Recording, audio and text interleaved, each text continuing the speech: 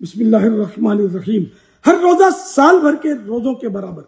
فرمان آخری نبی صلی اللہ علیہ وآلہ وسلم، اللہ پاک کو عشر ذو الحجہ سے زیادہ کسی دن میں اپنی عبادت کیا جانا پسندیدہ نہیں۔ اس کے ہر دن کا روزہ ایک سال کے روزوں اور ہر شب کا قیام شب قدر کے برابر ہے۔ سبحان اللہ، ماشاءاللہ۔ الحمدللہ رب العالمین والصلاة والسلام علی خاتم النبیین یا رب المصطفیٰ جل جلالہ وصلی اللہ تعالی علیہ وآلہ وسلم۔